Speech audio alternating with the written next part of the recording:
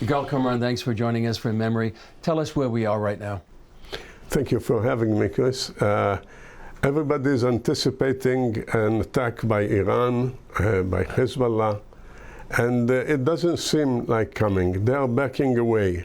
They made a very self-humiliating move by making the new president ask Khamenei not to attack Israel. What a joke, what a game, everybody understands it. Why are they backing away? Because Israel behaved unlike before.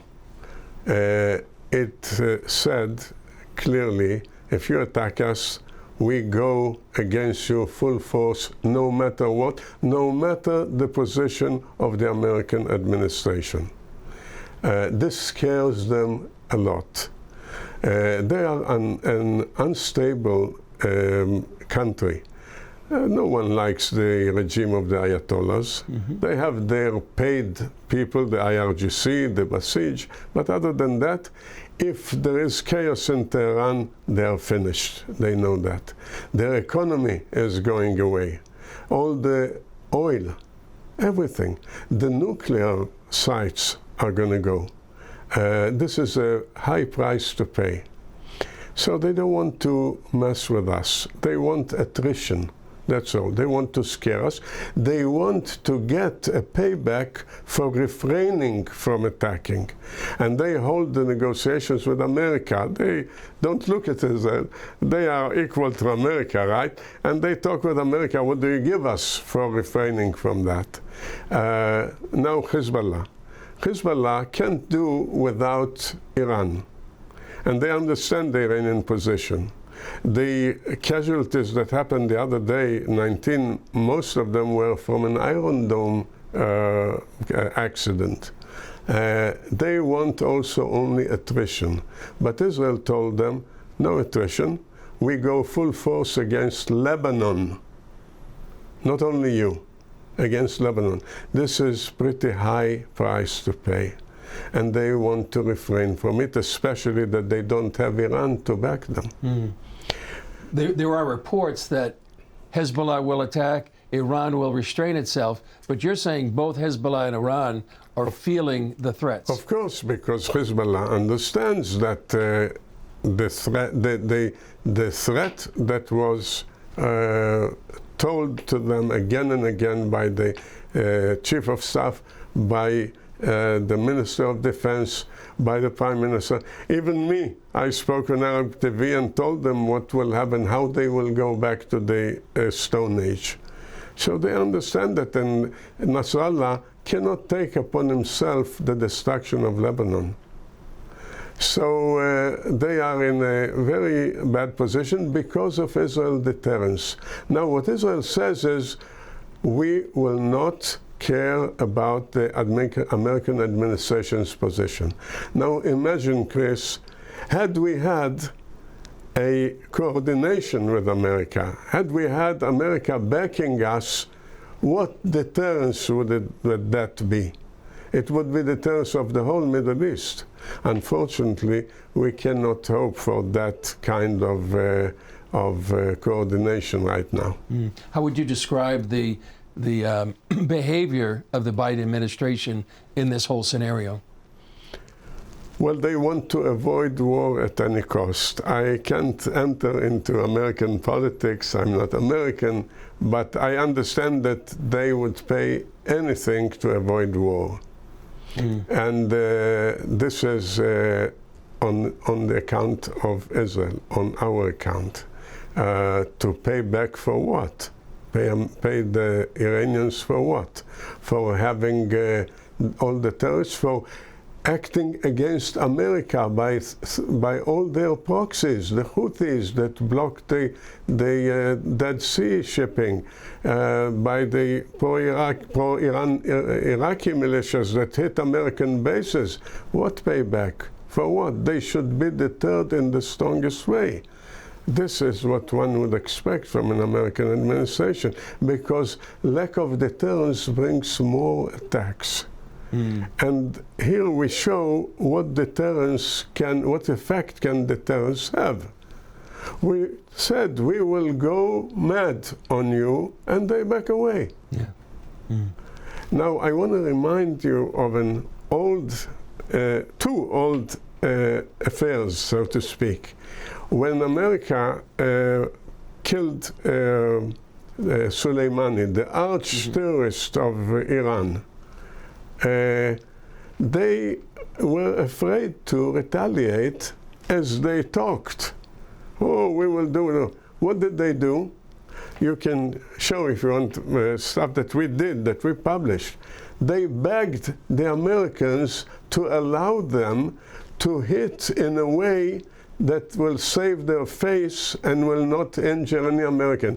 I was joking about that they deserve Nobel Prize for Peace because they sent 16 missiles and not a tail of a cat injured. How do you do that? Nobel Prize for Peace. They told former President Trump, talks about it in an interview. We also showed material about it. They told in advance, please let us do it. We have to do it. We will not injure you. We will not cause any real damage. These are precise missiles. And indeed, this happened. There is a testimony by a Colonel Stacy Colonel that was the commander of the base, of the American base that was hit. And she said, we knew in advance, and she sent out most of the soldiers. And indeed, there was some damage, but no casualties. Now, the same thing happened in February 13, when they organized a huge attack on Israel. Look at that. And they told us a week before, there will be an attack. Then they told the Swiss, which are representing the Americans, and they told everybody else, we're going to hit only non-official, non-military targets. Then they hinted where it will be. Then on the very night of the attack, they told us, now it's the drones. After now it's the missiles, ballistic missiles. Now it's the other missile. I mean, this is not the way you do an attack. This is the way we do in a coordinated attack, which is meant not to cause a retaliation by Israel. And the United States, God bless the administration, at least for that, they organized the whole all the American allies in the region, British, French, they have bases in Jordan itself, to block, to stop the missiles. And indeed, very little happened. The same game of face saving. We wrote about the old case, the roar of the fearful paper tiger. I saw that on memory. This is what it is now also. Yeah. The roars of a fearful paper tiger, they are fearful of our retaliation, which they have been told will be disproportional. We told also Hezbollah, it will be disproportional. Now go. So do you expect the same thing today in this scenario? I think the same thing will happen. I must qualify it with one thing, with one reservation. They may do something small, attrition along the border, Hezbollah, or the Iranians, some embassy somewhere in Latin America, in the East, but this may cause many casualties by accident. And then Israel will attack them fiercely, disproportionately. Yeah. And they cannot control that. They have to do nothing. Because if it will be something small, Israel will swallow that. But who can control it? They sent the missile to the Golan. They meant a base, one little missile, and they hit 12 children. So they cannot guarantee to themselves nor to Israel that it will be nothing. Yeah. And then Israel will act, and then they will act. It will be a total war. Yeah. The other reservation is this. They must I give it only 25%. They must consider that this is the time for them to act 4 months before the elections. This is the best administration for them. That seeks to have no war, no matter what.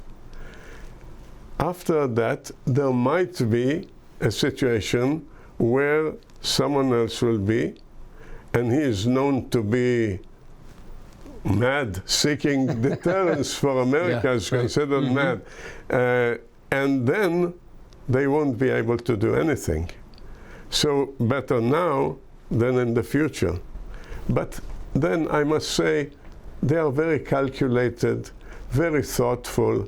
They don't risk their life, their assets. They are not ready for a total war now. They want to complete one bomb. It's not yet ready. They want to overturn the government, to replace King Abdullah of Jordan with a militia state like Iraq, like the Houthis. Then they can afford to attack Israel from seven. So they are not ready. They are not ready for that. But then, if I would say I give it 75% nothing, 25% because of the American situation, that this is their time, not in 4 months. It still might happen. Right. Well, great analysis, Yigal Karman. Thanks for joining us. Thank you, Chris. Thank you.